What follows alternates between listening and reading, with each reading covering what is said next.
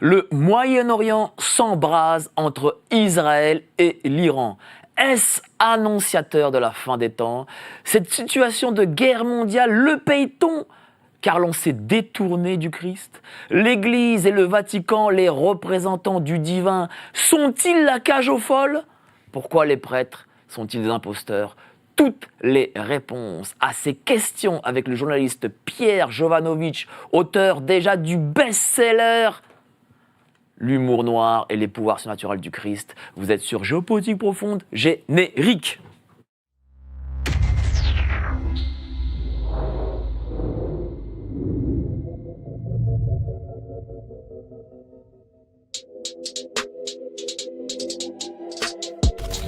Nous sommes en guerre.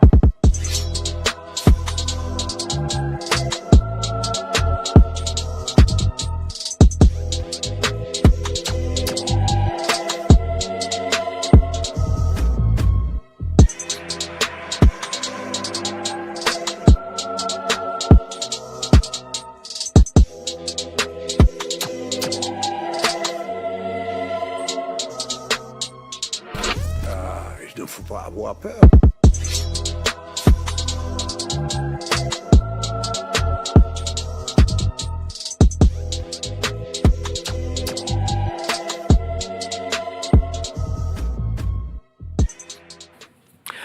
Il ne faut pas avoir peur. Bonsoir à tous. Vous êtes sur Géopolitique Profonde, la chaîne qui est là pour remplacer les médias subventionnels. Alors aujourd'hui, on va parler, géopolitique, Moyen-Orient, Israël, Iran. Et puis on va parler de cet excellentissime livre que j'ai adoré, ce nouveau livre. Et enfin, je lis le nouveau livre de Pierre Jovanovic, 888, L'humour noir et les pouvoirs surnaturels du Christ.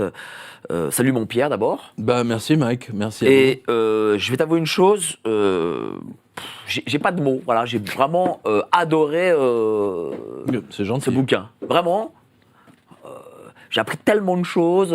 Tiens, la genèse de ce livre. La genèse de ce livre, c'est c'est toutes les informations que je vois passer d'une part dans ma revue de presse. Et en plus, c'est 30 années, puisque je fête cette année les 30 ans d'enquête sur l'existence des empires. 30 ans, juste, 30 ans. Oui, le 30 ans de courrier de lecteur. Ah bon, d'accord, je faisais 30 ans, t'étais né il y a 30 ans. Non, c'est mon livre qui est né il y a 30 ans. C'est Les Anges Gardiens. Et donc, c'est tout ce courrier des lecteurs. Et puis, surtout que là, nous avons des témoignages absolument stupéfiants, des vidéos qui prouvent effectivement que le Christ est capable de faire des choses absolument extraordinaires et que le Vatican est tellement embêté qu'il les cache. Il fait tout pour les cacher. Voilà. Donc il ne faut pas montrer du surnaturel à l'écran. Ça donnerait l'envie effectivement à chaque personne de s'y intéresser et éventuellement même de retrouver la foi. Donc ça c'est et ce que me disent les lecteurs, effectivement, ils sont totalement bouleversés. C'est-à-dire que non seulement c'est pas qu'ils retrouvent la foi, c'est-à-dire ils l'avaient, mais là ça revigore littéralement. Enfin, je sais pas ce que vous avez ressenti vous, mais bien sûr. Est-ce que c'est une réponse justement au livre de Michel Onfray qui lui dit non, le Christ n'a pas existé. Alors c'est une réponse, oui, c'est une réponse à Michel Onfray, mais je l'ai pas conçu comme ça. C'est-à-dire que quand j'ai fini, je pense que son livre est sorti alors que j'étais à la moitié de l'écriture de celui-là, mais c'est une réponse flagrante, c'est une gifle même pour Onfray, parce que Onfray d'ailleurs on voit mais qui s'est même pas documenté, que ça l'intéresse pas, il a simplement décrété que comme Freud est c'est un petit joueur, donc lui le Christ c'est un petit joueur aussi, mais Onfray est le plus grand de tous. Donc c'est un peu comme BHL, vous voyez. Moi j'ai lu les bouquins de Bernard-Henri Lévy, notamment sur l'assassinat de Pearl. Et quand on lit du BHL, c'est la Deuxième Guerre mondiale a commencé parce qu'il était là. La Troisième Guerre mondiale va commencer parce qu'il était là. Le conflit au Kosovo a commencé parce qu'il y était. Enfin bref, tout est centré autour de sa personne. Un peu comme Jean Daniel au Nouvel Observateur. Vous voyez, il y a comme quelque chose de commun, si j'ose dire. Ouais, on se demande quoi, tiens. On se demande quoi, mais c'est tout oui, mais j'ai pas fait exprès. Mais j'ai vu Claude Perdriel il y a pas tellement longtemps et j'ai lu le livre de Franz-Olivier Gisberg c'est amusant à quel point Franz-Olivier Gisberg fait l'impasse sur pas mal de détails. Mais il a soulevé ce point, effectivement, sur Jean Daniel et BHL, en effet. Et donc, moi, ça, c'est une réponse, effectivement, surtout à Michel Onfray. BHL est là aussi pour la guerre Iran-Israël, visiblement. Oui, mais alors attendez, parce que j'ai une anecdote qui va vous plaire. Ouais. C'est que Dominique de Villepin, donc à l'époque Premier ministre, a remis à BHL mon livre sur Enquête sur l'existence des anges gardiens. Alors, pour une raison simple, c'est parce que BHL a attrapé... Enfin, il avait les stigmates. C'est-à-dire qu'il avait les mains qui saignaient. Exactement comme les stigmatisés dont je parle dans Les Anges Gardiens. Et, et BHL a pété un plomb. Il ne savait pas comment s'en débarrasser. Toujours est-il qu'il avait les stigmates. Il saignait comme les stigmatisés dont je parle dans Enquête sur l'existence des Anges Gardiens. C'est un épisode qui l'a prodigieusement marqué. Donc Dominique de Villepin lui avait transmis le livre Enquête sur... D'ailleurs, j'ai retrouvé son courrier il n'y a pas très longtemps. C'est pour ça que je... Mais c'est peut-être pour d'autres raisons qu'il avait les stigmates. C'est-à-dire qu'en fait, il fait couler le sang partout où il passe. Voilà.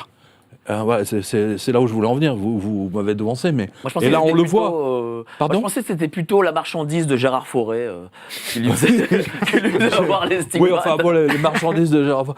Oui, tout à fait. Non, BHL, non. BHL, lui, il est aux amphés. Ah, d'accord. BHL, il est aux amphétamines. Ah, il est juste aux amphés. Et que ça ou il y a une histoire. Attendez, il y a la fameuse histoire. C'est une autre anecdote, je vais vous la donner. La fameuse anecdote, c'est qu'il y a un méga délit d'initié sur un cours de bourse. Alors, je me souviens plus du nom de la compagnie. Bon, peu importe. Le principal bénéficiaire, c'était BHL, bien entendu. Et donc, BHL a été convoqué par la police. Et donc, il s'est défendu en disant qu'il prenait des amphétamines. Ou du LSD, je ne sais plus. Non, je crois que c'est les deux peut-être. Et que le fait qu'il prenne de ces drogues, ça le faisait sortir de son corps ou je sais pas quoi, et donc il pouvait voir l'avenir. Et c'est comme ça qu'il a eu cette information comme quoi il devait acheter cette action-là juste avant qu'elle explose. C'est dommage qu'il n'ait pas eu l'information de ne pas faire le film qu'il a tourné avec Alain Delon. Ça serait peut-être mieux pour Alain Delon, peut-être. Maurice Jarre m'a raconté qu'il était venu le voir à Los Angeles et qu'il l'avait véritablement supplié pour qu'il fasse la musique. Et Maurice Jarre, qui franchement s'en foutait un peu. Bref, donc il a finalement cédé à cause de ces jérémiades. Hein, voilà. Donc alors je ne sais pas s'il l'a fait ou pas, peu importe, mais je me souviens de ce détail. Effectivement, il voulait les plus grands pour son film, pour que le film soit le plus grand. Mais ça a été le plus grand échec. Et d'ailleurs, depuis ce film, je crois qu'Alain Delon n'a plus jamais tourné. C'est malheureusement. C'est vrai. En fait, BHL porte la poisse partout où il passe. Ouais. C'est pas de chance. Non, mais c'est vrai. Non, mais c'est marrant parce que ça ressort comme ça. Ce garçon porte la poisse. D'ailleurs, vous savez quoi ? Il paraît qu'il se déplace même plus. J'ai vu passer une info d'un journal. Il avait donné une conférence, je ne sais plus trop où. Il avait, je ne sais pas, 3 ou 4 gardes du corps, etc. Donc, il en est là, quoi. D'ailleurs, il était allé en Ukraine. C'est peut-être pour ça qu'ils ont la poisse maintenant. C'est ça. Oui, non, mais moi, je l'ai dit dans une interview avec Éric Morillo, que vous connaissez bien. J'ai dit, et je le répète, BHL est une ordure, parce qu'on ne peut pas défendre Israël d'un côté et défendre les nazis ukrainiens qui ont exécuté le plus grand nombre de juifs pendant la guerre. Il y a quelque chose qui ne va pas. En fait, c'est parce que c'est un agent de la CIA et que tous ses intérêts, quand il défend les musulmans, c'est uniquement parce que ça arrange les intérêts de la CIA. On l'a vu en Yougoslavie. Hein, c'est uniquement pour ça qu'il l'avait fait. Sinon, il les déteste. Hein, n'oubliez pas, les Israéliens disent des Palestiniens que c'est des chiens, hein, des moins que rien. Alors, il faut les cracher dessus. Hein, voilà. Malheureusement, c'est ça. On va parler de tout ça, cher Pierre, mais avant ça, je vais présenter le plateau qui est autour de toi. Donc, on a un beau plateau. Un très beau plateau. D'ailleurs, Nicolas Bouvier, il a mis son beau costume, sa belle cravate, journaliste indépendant. Il a écrit La loi du silence, parce qu'il est aussi mais je l'ai, si Lascaux était... C'est Lascaux. Lascaux, je l'ai. Celui-là, il remonte à quelques années. Voilà, La loi du silence, il a écrit nombre de livres. Il a une excellente chaîne d'entretien, Nicolas Bouvier officiel, je crois. Nicolas Bouvier tout court, et j'ai lancé d'ailleurs une cagnotte Tipeee il n'y a pas longtemps pour que les auditeurs contribuent aux médias, comme c'est le cas de Géopolitique Profonde et d'autres médias que je salue. Donc voilà, merci de m'accueillir, Mike. Je suis très content d'être avec Pierre Jovanovic. Et d'ailleurs, j'ai lu son ouvrage, donc je remercie la maison d'édition pour me l'avoir envoyé. C'est gentil. Et très intéressant, parce qu'il y aura des sujets moi, qui m'ont interpellé, notamment sur la pédocriminalité, entre autres, puisque c'est un sujet que je vais traiter. Voilà. On en parlera. Et ensuite, bien sûr, la religion, etc. Voilà. Merci beaucoup, cher Nicolas. En face, nous avons Jérémy Marquis, président de France et vous, Jérémy Marquis, que vous connaissez, qui est là. Bah tiens, il y a un petit 53, qu'est-ce que ça signifie là ? Oui, c'est l'année de naissance de ma grand-mère. Ah d'accord, Voilà. D'accord, je pensais que c'était un chiffre symbole qu'aurait... Non, pas du tout. Non, c'est purement familial. Bon, ça va bien C'est mignon ça. Hein. Et pourquoi vous avez fait tatouer l'année de naissance de votre grand-mère ? Bah oui. Mais pourquoi ? Bah parce que j'aime beaucoup ma grand-mère. Ah, bah, d'accord, Voilà. mais c'est trop mignon. Voilà. Oh, bah, c'est mignon, mais c'est adorable. Il est mignon tout plein. Ben voilà. Cher Jérémy, qui est président de France et vous, et qui maintenant est sociétaire à Bistro Liberté, et de Éric Morio, Tout à fait, que je demain. salue ici, évidemment. Voilà, je serai sur Bistro Liberté. Demain soir, 21h. À 21h. Ouais. Bon, Et ça je va suis y aller. toujours ravi d'être là aussi. Ça va y aller sur Bistro. Ah oui, ça va y aller. Ouais. Bon, on compte sur vous pour bien représenter les jeunes. Ah oui, toujours. Voilà. Et je suis toujours content d'être là aussi. Non mais c'est bien, c'est toute cette nouvelle génération d'animateurs, journalistes, etc. qui sortent, mais c'est magnifique. Oui, parce que quand on voit les jeunes journalistes sur BFM, moi des fois je me tapais la tête contre les murs, quoi. Non mais les journalistes sur BFM, c'est le genre de truc. Alors, votre maison est inondée, comment vous vous sentez ? Oui. Hein je me dis, mais espèce de connard de baffe dans la gueule. Tu vois. Ah, bah, comment tu veux que je me sente, connard ? J'ai 1 mètre d'eau chez moi. Non mais c'est vrai. Pensez-vous que c'est je ne sais même pas où ils sont formés, ces Mais gens. c'est du journalisme formaté en fait. Donc, non, mais c'est plus du journalisme, Non, c'est attention. plus du Là, journalisme, là, c'est de l'animation de maternelle. C'est ça. Hein, Et avec la carte de presse qui va avec également, ce qu'on disait dans la dernière émission de Radio. Bon, critiquez pas trop la carte de presse quand même, hein. C'est pas bien, il faut pas. Et à ta droite, tu as Nicolas Stocker, donc à ta gauche. Non, à la droite. Donc à ta gauche. Donc à ma gauche, oui. Oui. Je préfère dire à la droite de Jérémy qu'à ma gauche à moi. Voilà. Parce que j'avais quelqu'un... Comment ça va, cher Nicolas ? C'est important parce qu'en fait, tout est question de repères. Quelqu'un dit, mais l'univers tourne dans le sens inverse des aiguilles d'une montre. Ben, ça, c'est vrai au pôle Nord, mais pas au pôle Sud, c'est l'inverse au pôle Sud. Et là, je suis au pôle Dans le Sud. sens. Ben, tout dépend, donc tout est en fait question de repères. Donc éditorialiste, patron d'émission à Radio Courtoisie, il a mis ses lunettes, ça veut dire qu'il est aujourd'hui sérieux. Bah oui, puisque je fais une chronique. Voilà. Je Sur fais quoi une la chronique ? Sur le catochon. J'ai pensé particulièrement à notre ami Pierre Jovanovic, parce que tout le monde connaît l'amour débordant qu'a Pierre pour Saint Paul. Et Saint Paul, dans le 2e épître des Thessaloniciens, eh bien, parle du catéchon. On va parler du catéchon parce que ça parle de l'Apocalypse, ça parle de l'Antéchrist. Toi, Mike, qui aime bien inviter des personnes j'aime beaucoup, sur l'Antéchrist et Macron l'Antéchrist, eh ben, tu vas être servi. Je suis sûr que tu seras très attentif cette fois-ci à ma chronique. Merci beaucoup, cher Nicolas. On va passer au grand entretien, mais avant ça, n'oubliez pas de vous abonner à la lettre de Géopolitique Profonde, voilà, celle du mois d'avril, les 1 an, ça fait 1 an que cette lettre existe, et déjà plus de 1200 abonnés. Merci à vous de votre confiance.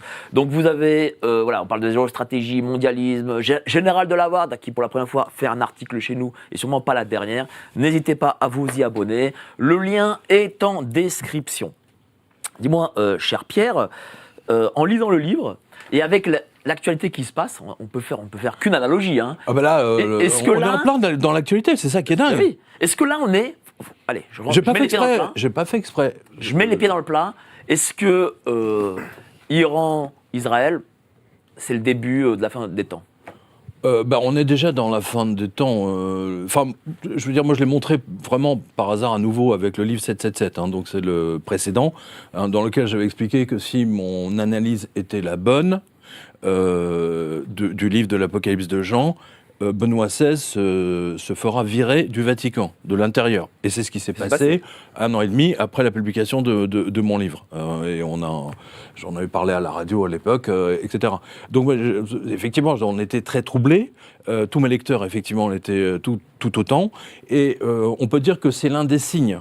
Alors, le deuxième signe qui vient confirmer ça, il vient pas de chez nous, si j'ose dire, il se passe en Israël. C'est-à-dire que, d'ailleurs, je parle du rabbin Schneerson dans le livre, c'est très important. Le rabbin Schneerson, c'est lui c'est le guide spirituel, on va dire, comme ça, de Netanyahou. Mais surtout, de Netanyahou, parce qu'il l'a rencontré à plusieurs reprises, il lui a donné des conseils, et ainsi de suite. Il a fait de la carrière qui lui avait annoncé, parce qu'il avait le don de vision à distance, le rabbin Schneerson. Et on a vu hier, alors je ne sais plus si c'est sur LCI ou BFM, peu importe, Ehud Barak, donc l'ancien patron du Mossad, l'ancien ministre de la Défense surtout. Bien donc il est monté au Premier ministre, mais par le biais militaire, c'est très important. Le biais renseignement militaire et ainsi de suite. Et il a clairement dit hier, et c'était une bombe, sa déclaration, il faut le rappeler, comme quoi aujourd'hui le cabinet de Netanyahou est entre les mains de gens qui sont effectivement apocalyptiques, c'est-à-dire qu'en fait les Juifs, la version juive de l'Apocalypse, c'est-à-dire que le Messie, leur Messie à eux, pas le nôtre, leur Messie à eux va revenir. Et pour qu'il revienne, il faut raser Gaza. Grosso modo, c'est l'idée. Voilà. Donc le fait que Ehud Barak confirme tout ceci, c'était absolument extraordinaire. Et donc, du coup, le livre 888, du coup, ça prend encore une dimension supplémentaire, et ainsi que 777. Et vous savez, il y a l'histoire de Gog et Magog dans l'Apocalypse de Jean. Il y a, je ne sais plus combien, 20 ou 200 millions de soldats qui vont s'affronter dans le désert israélien. Et c'est la raison pour laquelle, c'est pour hâter l'Apocalypse. Je parle des Juifs, là.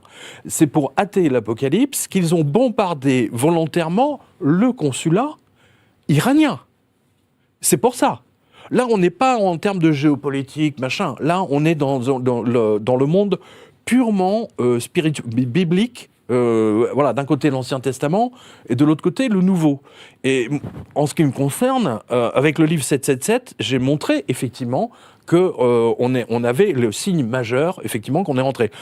Les rabbins en Israël ont manifestement eux aussi eu les mêmes signaux. Et c'est la raison pour laquelle ils ont encouragé Netanyahou et son cabinet à raser Gaza, c'est-à-dire à hâter. C'est ça qu'ils veulent, c'est hâter la venue du Messie. Du Messie, le leur. Mais est-ce que ça signifie que, justement, Israël, du coup, va riposter contre l'Iran ? C'est ce qu'ils veulent. Je veux dire, vous attaquez... Attendez, je ne sais pas si vous réalisez, bombarder un consulat, ce que ça veut dire. Alors là, on a tout un... En ce moment, vous savez, ce qui est extraordinaire, je pense que vous l'avez tous vu, CNews. Alors là, CNews, ils étaient, on va dire, je ne veux pas dire qu'ils étaient neutres, mais bon, c'était assez soft. Mais là, d'un seul coup, on a vu Madame Laurence Ferrari nous expliquer c'est un scandale, l'Iran est un criminel, etc. Peut-être, c'est pas des enfants de cœur, l'Iran, question de démocratie, on repassera, c'est sûr, surtout pour les femmes. Mais en ce qui concerne prendre la décision de bombarder un consulat. D'ailleurs, une journaliste qui a interrogé l'ancien Premier ministre anglais sur la BBC lui a demandé, mais le Premier ministre disait oui, c'est un scandale, l'Iran, machin. Et la journaliste lui dit benoîtement, mais si notre ambassade ou notre consulat avait été bombardé, qu'auriez-vous fait en tant que Premier ministre ?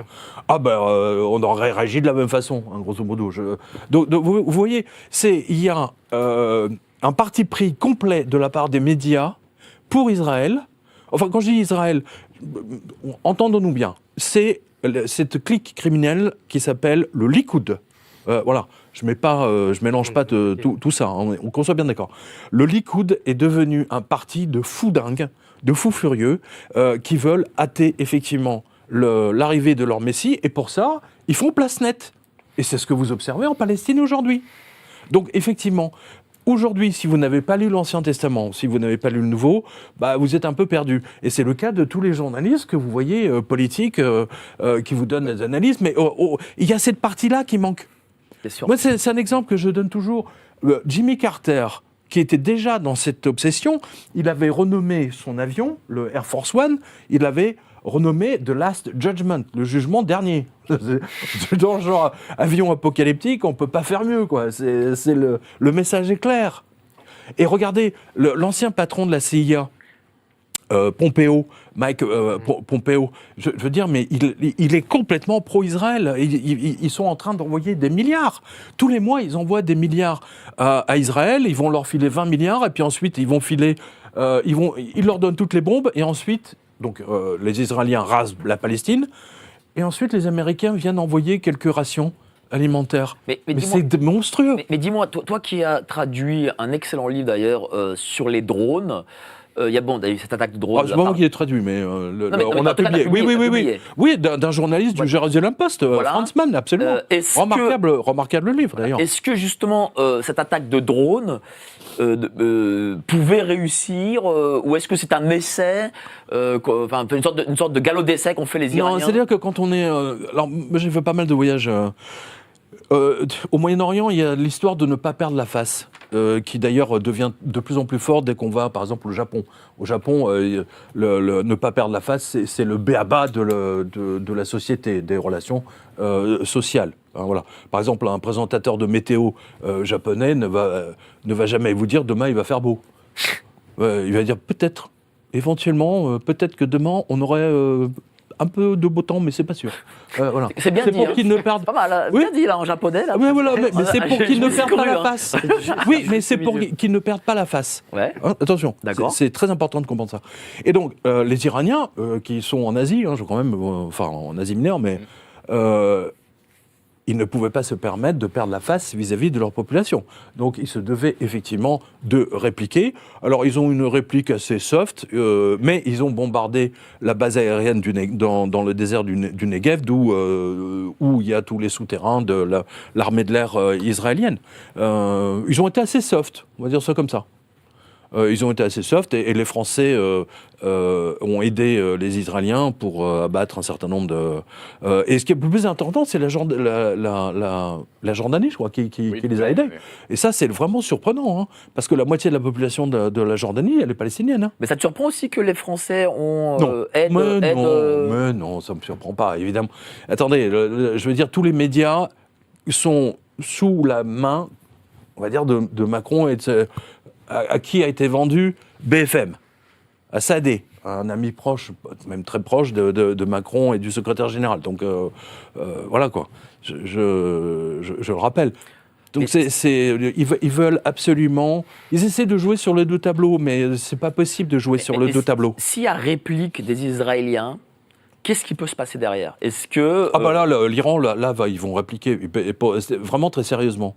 Et ça sera le tout pour le tout. Parce que c'est ça le truc, dès que vous êtes au Moyen-Orient, en Turquie, etc., il y a le côté le tout pour tout. On le voit en France, hein, avec les... C'est un conflit mondial ? On voit avec les nique ta mère. Hein, je vais te niquer ta mère, je vais te tuer tout de suite. Tu vois, il n'y a pas de discussion. Hein, c'est un peu l'idée. Hein. C'est un peu l'idée. Donc effectivement, là, on est rentré dans dans ce qu'on appelle un épisode de la, je sais pas si c'est la fin d'une ère. Moi, je préfère la fin d'une ère. Hein, c'est ça, c'est vraiment ça, c'est la fin d'une ère. C'est la fin des temps. On peut dire que c'est la fin des temps. C'est la fin d'un temps. Vous savez, la Terre a été... Vous savez, elle a changé. Oui, c'est-à-dire le temps humain, peut-être. Voilà, c'est ça que je veux dire. Les Mayas avaient déjà cette conception, si vous voulez, du changement d'air. Hein. Les Indiens aussi. Hein. Les textes indiens, vous savez, sont beaucoup plus anciens que les textes des Juifs. Hein, les textes des Juifs, ils ont 600, 700, 800 ans. Les textes, par exemple, les textes indiens, ils ont 6000, 7000 ans. 8000 ans, donc il y a un historique, voilà, et on sait que il y a toujours des changements. Vous savez, moi, c'est quelque chose que je dis toujours. Nous avons changé. Moi, je suis le dernier. Enfin, je pense que Nicolas Stocker, ici présent, peut-être. Mais en tout cas, moi, je suis la dernière génération qui a fait du latin et du grec en 6e, en 5e, 4e. Du feu aussi. Oui, mais tu devais être dans une école privée, hein, c'est pas possible. C'est ça, ouais, j'étais au collège privé, ouais, c'est vrai. Il faut le dire. Non, parce il faut que- le dire, faut le dire. Ouais, Mais au voilà. lycée public, Non, j'en ai moi fait c'est au lycée Michelet, donc là Oui, c'est oui. public, hein, on est vraiment public. Et J'étais en public et il y avait des. Et en du public, latin j'en ai fait aussi encore. du lycée. non, mais nous c'est obligatoire. latin. Ah oui, non, mais c'est pas obligatoire. non, c'était Non, une non, option. non, non, c'est une option. soyons clairs. Nous c'était Ah, c'est obligatoire. latin, grec, boum, d'office. Non, mais le latin est très Et c'est- important. Voilà. C'est extrêmement important. Ça c'est terminé. On va en parler après. Et juste, je termine là-dessus. Nous sommes passés de 6000 ans de l'ère de l'écrit à l'ère de l'image. Voilà. C'est-à-dire que à partir de... Vous avez toutes les nouvelles générations. Moi, je dirais que la première génération, c'est quand le bébé pleure. Je sais, je l'ai fait. Je pense que tu l'as fait aussi. Hein, c'est quand il pleure et que tu le mets devant la télé avec un dessin animé. Là, du coup, il pleure plus. Là, tu te dis, waouh, j'ai trouvé la solution. Voilà. Et c'est à partir de là que la nouvelle ère, l'ère de l'image, est entrée en jeu. Voilà. C'est la coupure, elle est là. C'est grosso modo 75-76. Les Américains, c'est plus tôt, parce qu'eux, ils ont un équipement télévision déjà phénoménal dans les années 50-60. Et puis après, tu as le magnétoscope, donc la cassette, la fameuse cassette que tu mets et que les enfants veulent voir en boucle. Et voilà, moi j'ai T'as le testé, roi je suis Lion. sûr. Le roi Lion. Bravo. Le roi Lion, je l'ai regardé 60 fois. Pour en revenir, tiens, à ton livre 888, L'humour noir et les pouvoirs surnaturels du Christ, t'as quand même la dent dure vis-à-vis de l'Église. D'ailleurs, Vatican II, pour toi, c'est la cage aux folles. Voilà, faut le dire, c'est la cage aux folles. Enfin, c'est pas Vatican II, c'est la Vatican tout court. Non, mais le Vatican, oui. Bon, le Vatican II, c'est, bon, on va dire, ce qu'il en résulte, quoi. Ouais, enfin, on est en raccord avec ce qui se passait à l'Élysée, hein. C'est pas un problème. Hein. Je veux dire, oui, c'est-à-dire que effectivement, mais là, je me repose comme vous là, sur les travaux de Frédéric Martel, qui a fait, à mon sens, le plus grand travail depuis Roger Pierrefitte. Alors, Roger Pierrefitte avait publié dans les années 60 Les Clés de Saint-Pierre. Roger Pierrefitte était le premier défenseur, premier grand écrivain français à défendre la communauté homosexuelle. C'est un homme brillant, brillantissime, avec un historien et provocateur, certes. Mais il a été le premier à montrer effectivement que le Vatican était parti sur des bases nouvelles, on va dire ça comme ça. Et Frédéric Martel donc a finalisé ça grâce à son livre Sodoma, avec 1500 interviews de cardinaux, de prêtres dans 10 pays. Et ce qui ressort effectivement, c'est la promotion canapé. Hein. Voilà, je dis pas que tous les prêtres, hein, mais 80. C'est ce qu'avait dit d'ailleurs un autre cardinal américain. 80% des prêtres aujourd'hui qui sont homosexuels. Point barre. Donc moi, 80%. Oui. Donc moi, c'est beaucoup, je me hein. fous de savoir ceux qui sont homo, machin ou travelots. On s'en fout. Mais qui viennent pas nous donner des leçons. Sur notre sexualité, qui viennent pas nous dire qu'on peut pas communier parce qu'on a divorcé, parce qu'ils sont très très mal placés. Et il y a un scandale, c'était hier, je crois, c'était en Pologne. Il y avait un prêtre qui a été condamné pour avoir organisé une partouze géante dans l'église même, dans je sais plus comment s'appelle cette église, mais ça, en Pologne, ça a été un scandale colossal. Donc et tout était à l'avenant. Au Vatican, il y a eu des scandales, il y a eu une descente de police. Les mecs ils étaient en train de penser que quelqu'un était en train de mourir avec des cris d'agonie. Et en fait, ils ont défoncé la porte et ils ont trouvé 30 personnes dans une partouze géante, dont le secrétaire particulier du pape. Bon, tout est comme ça. Alors, ce livre, c'est évidemment sur les pouvoirs du Christ, mais... Donc là, on va en parler. attention, Vas-y, ce livre n'est pas sur... Ici, une partie du pouvoir, mais il y a aussi... Alors, c'est sur la destruction interne de l'Église. Mais il y a aussi une chose, non, pas que. Pas que. Il y a aussi une forme, là tu vas à contre-courant, une forme aussi de réhabilitation de Judas. Bah oui, forcément. C'était une obligation même. Pourquoi pour une raison très simple. Bon, je ne suis pas le seul à le dire. Sans Judas, il n'y a pas de christianisme. je le rappelle, hein, quand même, à la base. Hein. Le Christ avait annoncé à tout le monde des semaines avant qu'il allait mourir. Je vais rester très peu de temps avec vous, en votre compagnie. Il l'a dit maintes fois.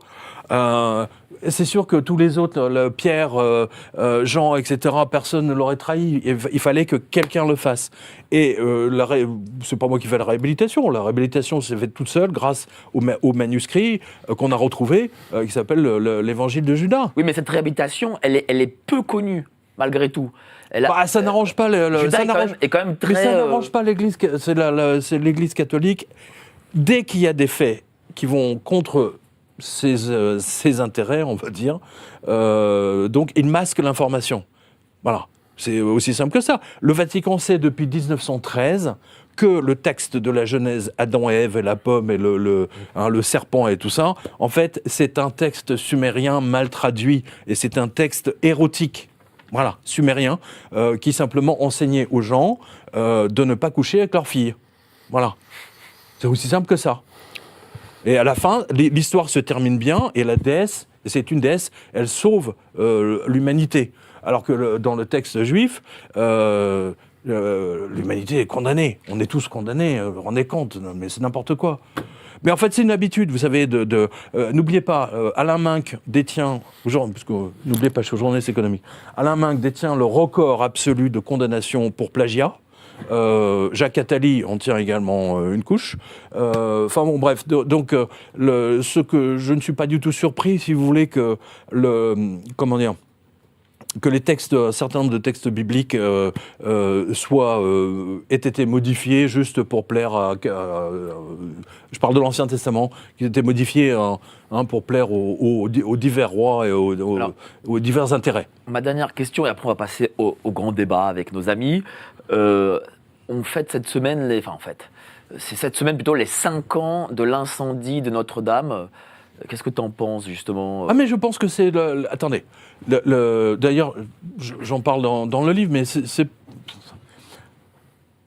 Il y a 2 jours... Alors, Nicolas, peut-être pourra nous éclairer, mais je me souviens plus du nom de l'église qui a brûlé encore. En fait, il y a 2 églises qui ont brûlé sur les 3 derniers jours. Ces histoires d'églises qui brûlent toutes les unes après les autres, c'est pas un hasard. Donc, Notre-Dame de Paris ne peut pas être un hasard. Et si vous regardez toutes les églises qui ont brûlé, qu'est-ce que vous remarquez ? Vous remarquez que le feu est mis en haut pour que la toiture prenne feu. Donc, il y a une logique dans tout ça. Notre-Dame, c'est une prophétie ? Pardon ? C'est une prophétie, Notre-Dame ? C'est annonciateur de quelque chose ? C'est annonciateur, effectivement, de quelque chose de terrible, mais effectivement, bien sûr, évidemment. D'ailleurs, c'est la destruction de l'Église. Attendez, si vous le prenez à la source, qu'est-ce que c'est sinon ? C'est sinon la destruction de l'Église. Bien sûr. C'est au sens propre du terme. Je veux dire, on l'a vu. Le monde entier a vu Notre-Dame brûler. C'est une cathédrale, c'est la destruction de l'Église. Je vais couper l'herbe sous le pied de notre ami Nicolas Stocker, qui dit toujours une chose que je vais répéter, c'est lorsque Édouard Philippe rit devant Notre-Dame et qu'il a le visage qu'il a aujourd'hui. Donc c'est annonciateur de quelque chose aussi. Ça montre qu'il y a une forme de malédiction derrière. Vous savez, c'est un peu comme le jeune là, qui a essayé de poignarder c'est un cardinal de l'Église orthodoxe en Australie. C'était très intéressant parce qu'il n'a pas réussi effectivement à le tuer. Mais ce qui est extraordinaire, c'est que ça a été filmé, que c'est dans le monde entier. Et ce que je montre dans le livre, parce que c'est les miracles, les actions surnaturelles que fait le Christ pour montrer qu'il est là. Pour montrer non seulement qu'il est là, mais qu'il voit tout. Nuance. Vous comprenez ? Bien sûr. C'est très très important. Il dit, je suis là, je vois tout, j'enregistre. Voilà. Faites ce que vous voulez, vous avez le libre arbitre, mais moi je vois tout. Merci beaucoup. C'est très important. Non mais, bien sûr. Non mais justement, parce que l'un des plus grands miracles, en mon sens, c'est effectivement celui qui a été filmé à Lourdes, avec l'hostie qui se met à léviter. Alors j'ai vu des commentaires de tous les blaireaux. Oui, c'est l'électromagnétisme. Oui, connard, bien sûr. Il y a du métal dans les hosties, c'est connu. Tout le monde va communier justement pour avoir un petit peu de métal ou d'argent, je sais pas quoi. Enfin, c'est du n'importe quoi. Ça a été filmé. Mais les plus grands miracles, même le pape actuel a essayé de les cacher à Buenos Aires. C'est ça qu'il faut voir. Ces gens, l'Église actuelle est totalement pourrie jusqu'au pape. Voilà, c'est ça qu'il faut voir. Moi, je serais le pape, pardonnez-moi, mais je suis déjà le pape, soi-disant de la fausse information d'après le journal Le Monde. La première chose que je ferais, c'est effectivement de convoquer la presse mondiale et de montrer tous ces miracles, justement. de montrer que le Christ est là. Mais pourquoi ils ne les montrent pas? Qu'est-ce qui fait qu'ils s'en détournent, qu'ils les cachent? Bah justement, vous venez de le dire, c'est ce que j'explique également, parce que Lustiger, le cardinal Lustiger était là à ce moment-là, hein, et ils ont tous décidé de ne pas en parler à Lourdes. C'est quand même absolument extraordinaire. Ces gens sont des traîtres. Les prêtres actuels sont des traîtres pour 80% ça leur donne... Vous savez, pourquoi ils sont devenus prêtres? Alors, deux choses. Un, pour se donner un vernis social. C'est un peu comme les libraires, certains libraires qui, vous savez, libraires de gauche, femme divorcée, fortune, elle ne sait pas quoi faire, tiens, je vais ouvrir une librairie. Donc voilà, ça lui donne son petit vernis social, professionnel, etc. Mais ce que montre Frédéric Martel, et je termine là-dessus, c'est que dans les années 50-60, être homosexuel, c'était extraordinairement mal vu. Et le seul endroit où c'était accepté, ou j'allais dire bien vu forcément, c'était de devenir prêtre. D'où les méga scandales de détournement d'enfants, de pédocriminalité, etc., qui empoisonnent l'Église jusqu'à aujourd'hui.